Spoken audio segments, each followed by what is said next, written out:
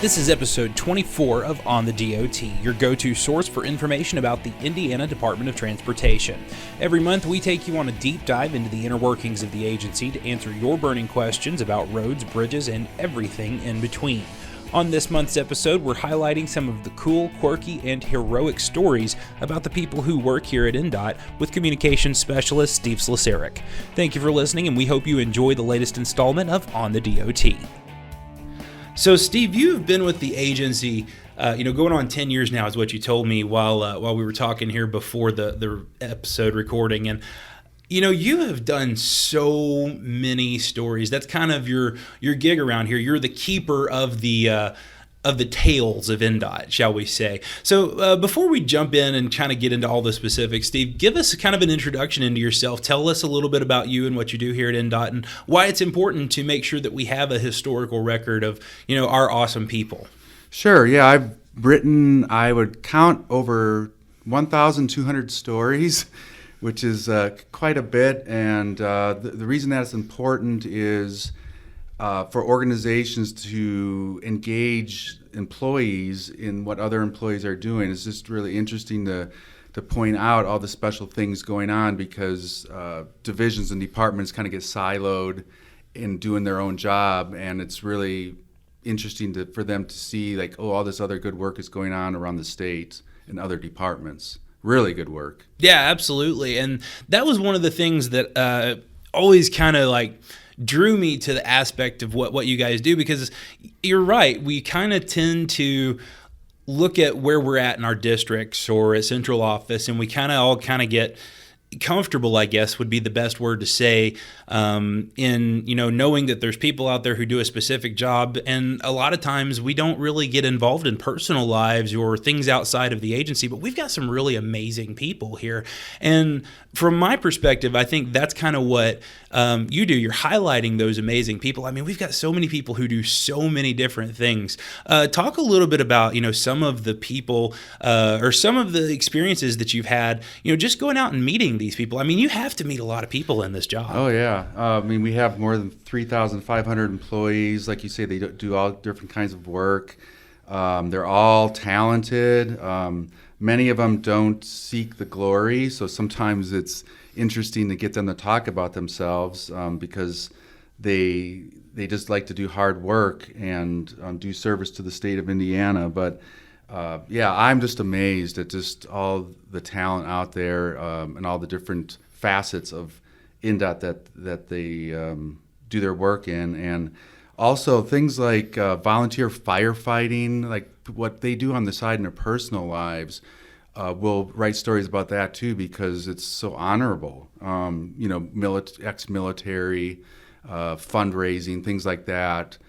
So it's just not all business. It's not all office work or people out doing the road work. It's what else they do that we also talk about on occasion to highlight the people of INDOT. Yeah, absolutely. To me, it's amazing to see the dynamic contrast of the people of our agency.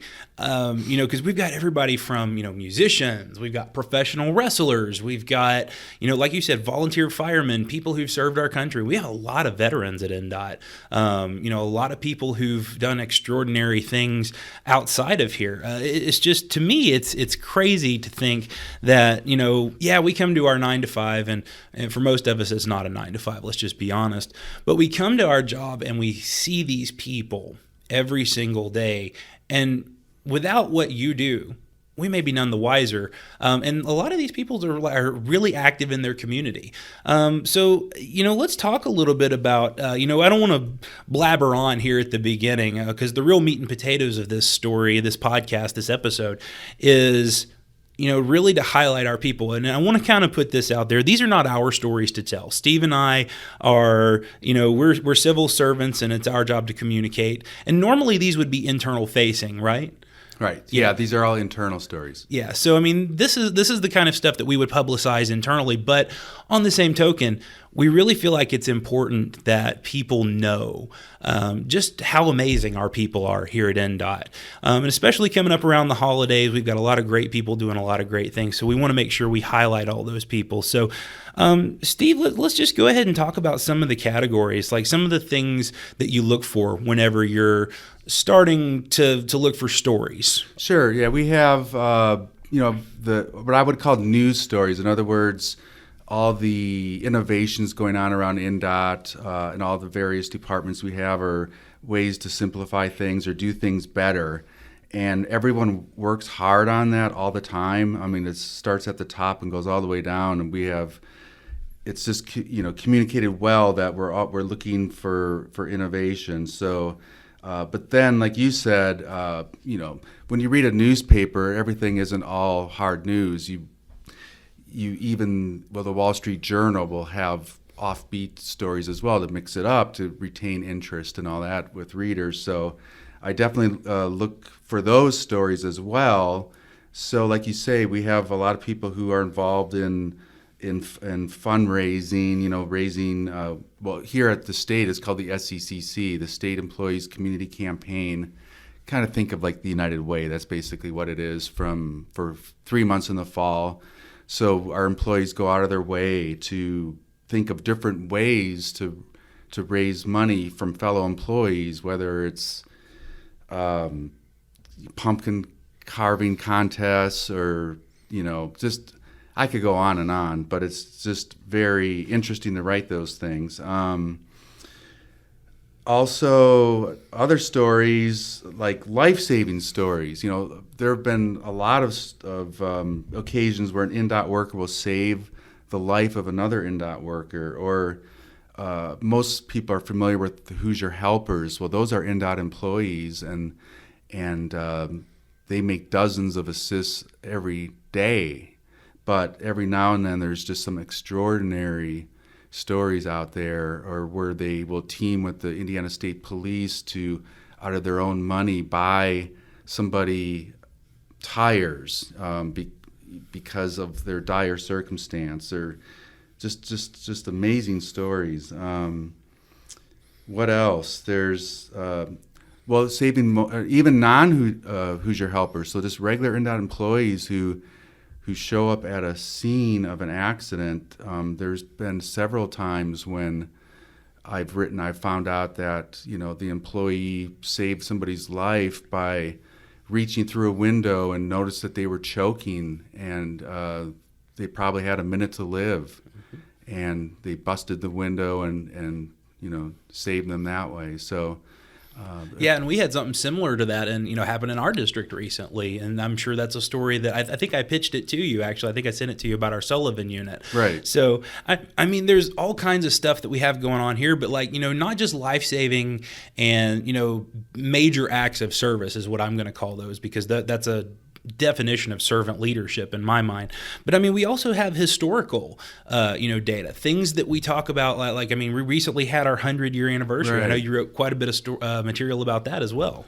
Yeah, I mean, we have multi-generational families at INDOT. Those were interesting to write about why they worked for INDOT, because their grandfather worked and saw how much they served the state and how much value the job gave them in return, and then that grandfather's son worked, and then that son's son would work. So those were very interesting stories to write. And also, like you say, we had our 100th anniversary in 2019, so that whole calendar year, once a month, I'd find stories to write. So I dug into the history of INDOT, whether it's our facilities, in downtown Indianapolis, where the Idle Jorg Museum is now, it used to be the Office of Materials and Management, and just finding out that there was a granary next to that, so people would be going by, as late as the 1960s, farmers, it's just crazy when you step to downtown Indianapolis today to even think that would be the case. What else? Gosh, the Kurt Vonnegut Sr. was a renowned architect, and of course his son was a worldwide famous writer. But anyway, he designed some INDOT garages, Oh, wow. which was very interesting to uncover. Things like that. Also, during World War II, materials and tests were involved in a number of defense activities, including the testing of steel items manufactured locally for the American and British navies, such things as chains, bars, hooks, and anchor eyes. So, we were doing our work as INDOT for roads during the Great World War II, but also we did things to help the war effort as well. So just very interesting. It just made me proud, even more proud to be an INDOT employee, uncovering those facts. Yeah, absolutely. And there's a ton of stuff, like we want to get into more specifics as we go on in the episode. We're going to take our first break, but when I come back, Steve, I want to talk about, I want to kind of take a deep dive into each of these categories. And let's talk a little bit more in specifics. Like, what are some of your most memorable stories about, a member who's performed a major act of service or something historical? Things, let's get really into the meat and potatoes of those stories and really highlight some of the people and call them out by name. Let them know that they are really respected and we appreciate everything they do. We'll be right back with more on the DOT with Steve Slosarek. The holiday shopping season is upon us, and your Indiana State Police want to remind you about a few important safety tips to help ensure you and your family stay safe. It's always best to avoid carrying a large amount of cash when shopping. Using a credit card or a debit card is safer. Avoid carrying a wallet or purse if at all possible, and carry your money and credit cards in your front pocket to help prevent pickpocketing. Stay alert. Don't let a stranger distract you. It's possible that a team of thieves will work together to distract you while stealing your packages or other personal items. Don't make it easy for a criminal to take advantage of you. Shop smart and have a safe holiday. Before 1989, INDOT was known as the Indiana Department of Highways, but highways became transportation, and our logo tells the story why. Only one of the four icons, the car, represents Indiana roadways. The airplane, the train, and the bus represent some of the other modes of transportation that our multimodal division helps manage. Along with the Federal Highway Administration, INDOT works with federal agencies for rail, aviation, freight, and transit. To learn more, visit us online at multimodal.indot.in.gov. INDOT, we're more than just Hoosier roads. Hands-free is now the law in Indiana. That means you can't have a mobile device in your hand while driving. Help make Indiana roads safer. Learn about the new law at handsfreeindiana.com. Welcome back to On the DOT. We're here with Steven Slosarek, who is, I'm going to call him our INDOT Keeper of the Knowledge. But what is your actual title? Communications manager, but I like Keeper of the Knowledge a lot. Yeah, I like that too. I mean, you might have to fight Kelsey Bishop a little bit for that title, but no, I've never seen someone quite so organized whenever we've done the podcast. Normally, we just come in and we're kind of shoot from the hip, go. But like you in an effort to make sure that you remember everything correctly, because I mean, like you said, you've written over 1,200 stories in your 10 years here at INDOT, but you've brought, papers, you've printed off, different stories that you've written throughout the years to really make sure, and that's the mark of a true historian. I'll just be honest with you. There you go. So we mentioned in our last segment a lot of categories. We kind of briefly discussed a few specific stories, but I want to jump into the meat and potatoes and really do a deep dive, drill down into the story itself. And I'd like to start, if you don't mind. It piqued my interest. I did not know that we had a connection to Kurt Vonnegut. Of course, obviously that's going to be his father. The writer maybe necessarily doesn't have as much credence here, but the fact that we have that connection, that's amazing. How did you find out about that? Oh my gosh, yeah. Just through a lot of research. Luckily, one of our employees who works for, his name's Patrick Carpenter, Cultural Resources, and he had done some research about 10 years ago on it, so I definitely tapped him. But also, our state library and then other resources really helped me with that. But yeah, it's just, what we found out is that these garages were nestled in the community, so all the various communities around Indiana, so they were made with such craftsmanship. They were the faces the agency in these communities. So it was important for the communities and for INDOT to have a quality garage. And just for some perspective, we're talking like 1920s. Yeah, exactly. Yeah, basically we're talking the 20s, maybe, and the 30s actually, 20s and 30s. So particularly the Kurt Vonnegut Sr., those garages were designed by him in Anderson, Bluffton, Dale, New Albany, Ridgeville, and Vincennes. And they all were made of brick with distinctive stone detailing and casement windows. So, yeah, it was quite a discovery. Yeah, that's neat. And, of course, I didn't know that Kurt Vonnegut's father, was an architect. So I learned something here today. There you go. And, here's the thing. We're talking 1920s or so. And, maybe some of these buildings aren't in service right now, and maybe they are. I don't know exactly where we've got buildings still that maybe have been bought by a community or whatever. But the thing is, we have this amazing connection. The state of Indiana has this amazing connection to a pretty major piece of history. It may be a 7 degrees of Kevin Bacon kind of connection, but at least we have, Kurt Vonnegut, the writer. There's a connection there.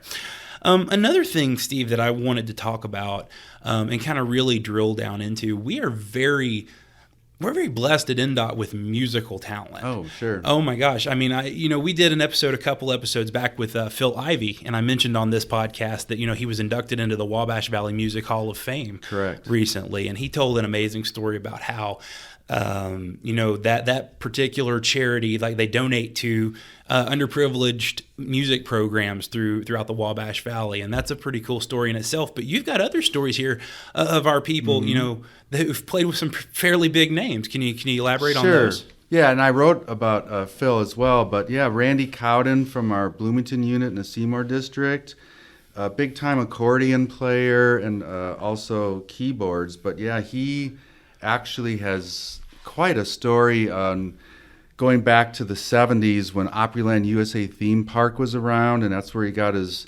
start. In the summers, he'd go down there and play down there, and that led to like all these country artists he became friends with and played with. Remember the old Hee Haw show, Grandpa Jones, and that takes me back, Steve. Yeah, people like that. But then that morphed into, believe it or not, John Mellencamp. Another great Indiana connection. Yeah, and he ended up playing with him in several stints on the accordion, and like Mellencamp would play. He went on to Arizona and some other state, Colorado. That's it, in Colorado and Flagstaff, Arizona, like on a mini tour down there. He would play 3 songs each night because, obviously Mellencamp doesn't need an accordion for all his songs. And then another time Mellencamp needed him in Panama City, Florida.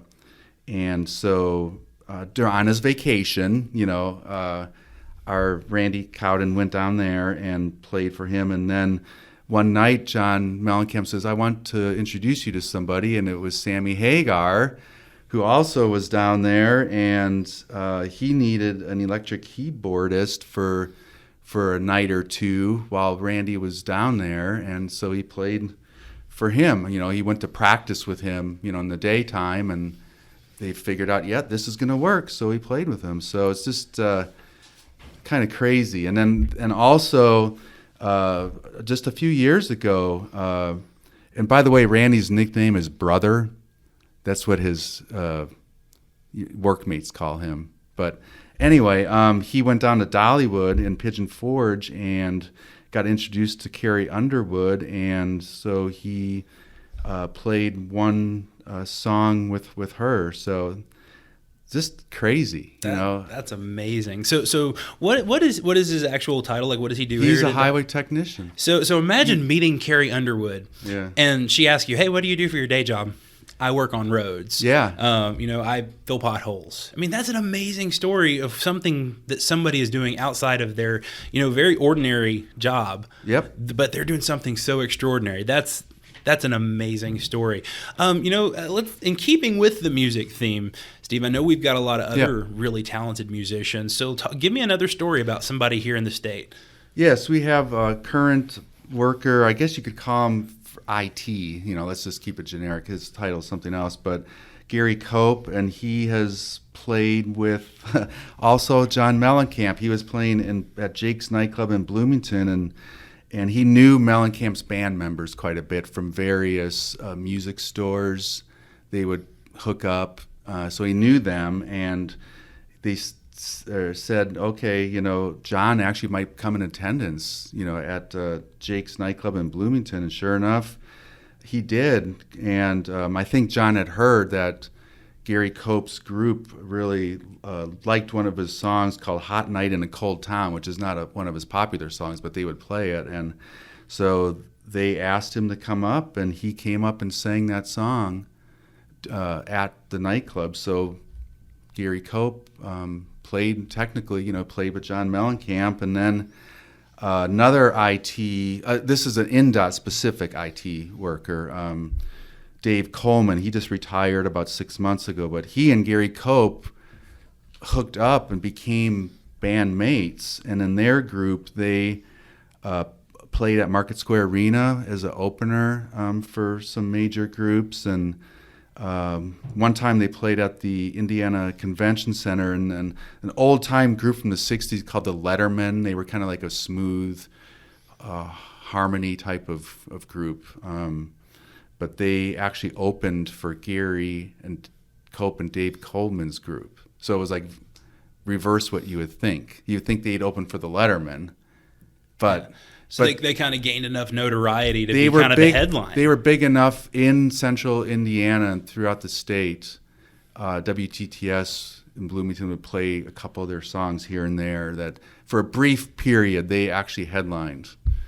So that's amazing. Yeah, that is absolutely amazing. Well, Steve, we're coming up on our next break, and whenever we come back, I want to talk. We've talked about the cool stuff. We've talked about the the fact that we got musicians playing with Sammy Hagar and Carrie Underwood and John Mellencamp. We've talked about how we have this connection to Kirk Vonnegut. But I want to get into some of our more somber stories. Some of our more you mentioned that life-saving stories was a big deal for you as well, and we have no shortage of those here at INDOT. So when we come back from the break, I want to dive into those and kind of identify those people who are definitely they're our heroes, and we'll talk a little bit about the really amazing stories, and then maybe we'll end with a higher note, maybe something a little more upbeat or off the beaten path. But we'll be right back with more on the DOT.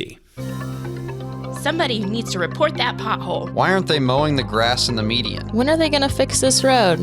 There's an easy way to get answers to those questions and report the problems you see on interstates, U.S. routes, and state roads. Dial 1-855-INDOT-4U to talk to a live customer service professional. That's 855-463-6848. Hate talking on the phone or have a fear of human interaction? We've got you covered. Go online to INDOT4U.com to use our Report a Concern tool. You can also report a concern through our INDOT mobile app for iPhone and Android. If you've got questions, we've got answers at 855-INDOT4U or online at INDOT4U.com. How does $20 an hour sound?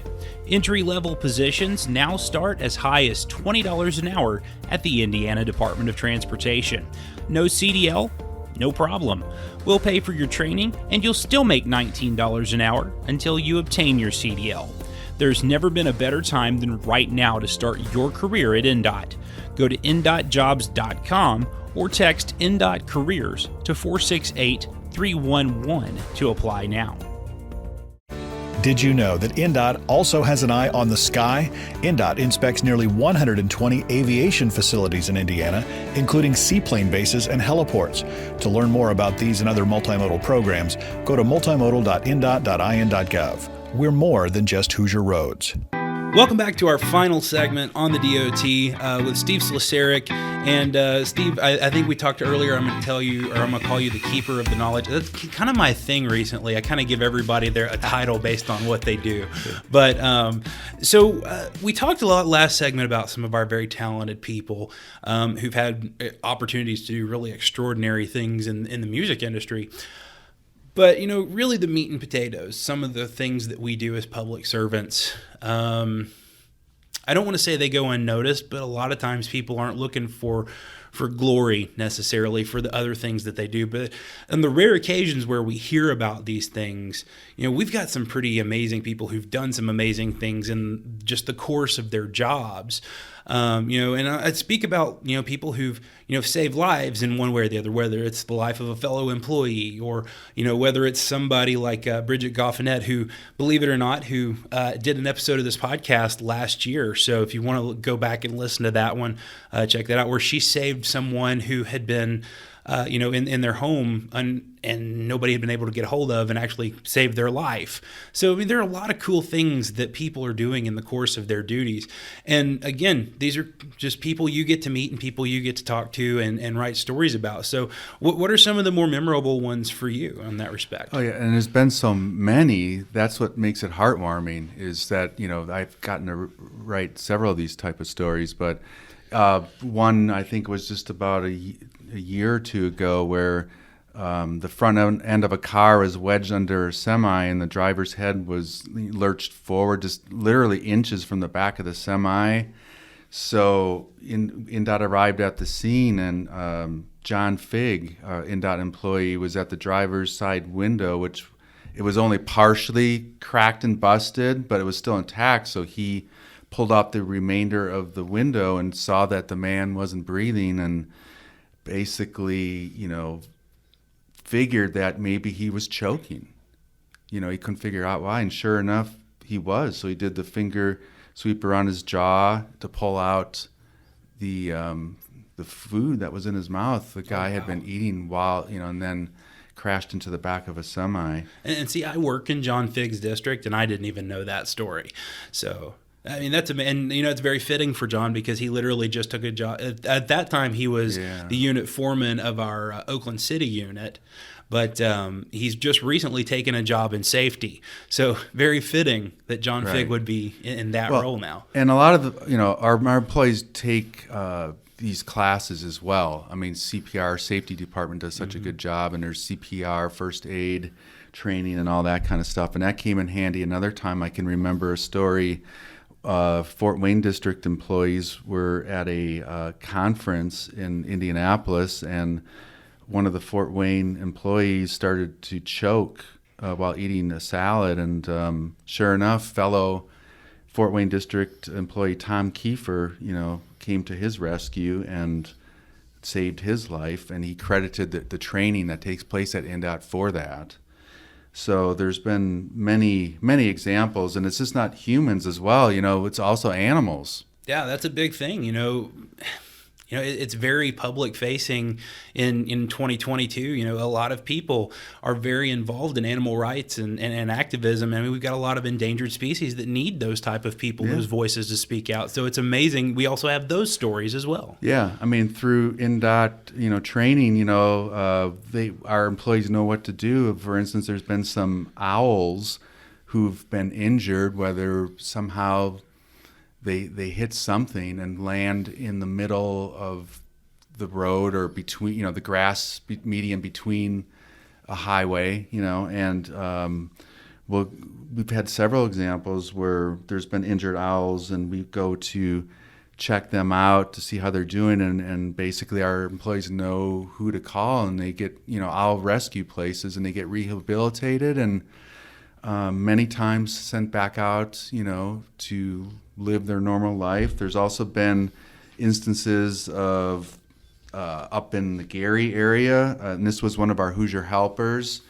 Everyone thought it was a dog, and he goes up, gets closer and closer, and it wasn't a dog, it was a coyote. But the coyote was injured, and, some people, for some reason, think coyotes are bad, but they're, just a normal animal, and there's places that help them too, and so that's what happened. And this Hoosier helper went out of his way because he made several phone calls. There wasn't really a playbook on this of who to call, so he who do you call about a coyote? and whether it's animal control and this or that, and he just wasn't getting anywhere, and he kept trying, and sure enough, the coyote was rehabilitated. So it's just our people out on the roads, just do so many things. The common person wouldn't think that this would be part of their workday, but it is. Yeah, it really. We asked people to do some, I don't want to say insane things, but we asked them to do some very off the wall, like things you wouldn't expect a road crew to be doing. I know in Terre Haute area, we've got the turtle fence, and that's one of our big projects that we've had down there, because there are turtles that are endangered. Particularly, I think it's the box turtle. A stretch of road. I wrote about that as well. I believe it's in West Terre Haute. We have signs, warning signs, because they kept going into the road, and it was like a real specific area. Like they didn't want to. The turtle, it was just part of their migration path or whatever it was, and for some reason it was just a really busy stretch of road, and we kept having turtles. So I mean, that was another a big animal. I don't want to say animal rights, but it's a very animal-centric type of life-saving story. Other stories that we've got some offbeat stuff. I think maybe people would call the turtle story offbeat as well. Well, something else that's green is watermelon. Now, I did not know, and you people in Southwest Indiana know this, but I didn't know there was such watermelon crops down there. Well, when it comes time to get the watermelon, they get put on, old school buses. Very common sight in Vincennes. Yeah, and so they get loaded on there, and unfortunately, now and then, some of the melons fall off the buses. So who comes to the rescue for that? It's INDOT crews. They usually use shovels and pitchforks, but sometimes, really big spills require a skid steer or a loader, but it's INDOT that is there. It's our road, right? It's usually in Knox County. From what I found out, it was a US 41, US 50, and state roads. I think it was 67, 441, and 550 were the main culprits this would happen. But usually in late July and August during heavy harvest. And that was quite an interesting story to highlight what our crews do, but also, again, engage our fellow INDOT employees with this internal newsletter. It's a little light reading as well. It's business plus a couple laughs. So yeah, for sure. So Steve, we're running low on time here, but I wanted to ask you, of all the stories, of the 1,200 stories you've written in your 10 years at INDOT, what are the most memorable ones for you? Yeah, that's a lot to choose from. So I imagine so. There's one that I think I liked one of the best, so I'll just talk about that one. So about a year or two ago on I-69 in the Vincennes district, so the southwest part of the state, there were 5 goats that were about 5 feet from southbound I-69 just north of Oakland City, which is in Gibson County. And one of our, I think it was our highway maintenance director at the time, saw these goats, but he was going the other direction. And he knew that one of his crew members was nearby because, he knew where his crew was working. And so he radioed him that, hey, we could have some big-time traffic hazard here. Can you go tend to this? So he was the only one, and then this gentleman called for backup as well from his crew to come out. But he went out there. He was the first on the scene, and he is about 60 years old. Yep. And it was kind of hard for him to corral these goats because they had a mind of their own. Again, the things we ask our people to do. Yeah. And he was getting pretty worried, and he was scaring about it. And out of nowhere, this dog just comes down the hill. And, when I talked to our INDOT employee who was trying to corral these goats, he told me it's almost like the dog was saying, well, what do you want? He was communicating with this dog, and he said, well, are you here to help or what? And he said that the dog, looked at him and understood exactly what he was asking, to help with the goats. So this dog started barking at the goats and went back and forth to corral them back to where they belonged. And then that's where he discovered there was a gap in the I-69 fence. And the dog then ran back and forth and corralled the goats further back to there another fence inside of that fence that was on farm property, and there was a gap in there as well that our INDOT employee said he never would have found on his own, or it would have taken a long time to find this gap that the dog just went right to it. And so that way they got the goats back on the farm property, and then so the INDOT employee fixed that fence, and then wanted to fix the I-69 fence as well, and so he did, but that left the dog with nowhere to go, and obviously he didn't want the dog being hit by traffic on I-69, so he thought that dog perhaps lived on that farmhouse, so he drove the dog there, and when I interviewed this INDOT employee, he just was talking about like the dog almost wanted to the dog wanted to help by taking the wire pliers to do the fence itself. It's like this dog was just this amazing helper that just, I know he was just jesting, but, it was just such a helpful dog. Anyway, so he took him to the farmhouse, and then sure enough, that's where the goats lived. But what's amazing is the owners of the farm said the dog never has corralled goats in his life. Like this dog just it's not a sheepdog or no, anything. Not even a sheepdog or anything. So this dog just came to the rescue. Super dog, right? Yeah, like that's the amazing. old cartoons. That's amazing. So Steve, we're out of time. I wish we had more time to sit and talk more about some of these amazing stories, because you really got so many great ones. But let's really quickly, just wanted to say thank you for being on, and thank you for taking the time.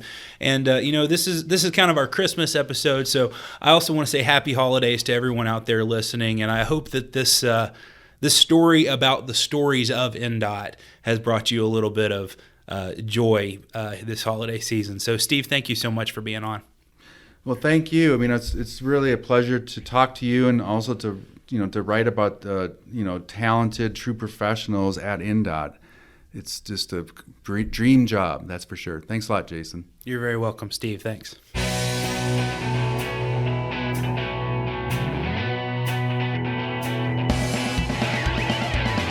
This has been On the DOT, a production of the Indiana Department of Transportation. For more information, please visit our website at indot.in.gov. For the latest updates on road conditions or construction, you can download our INDOT mobile app for Apple and Android devices. Submit your roadway concerns by calling 1-855-INDOT-FOR-YOU or online at indot4u.com.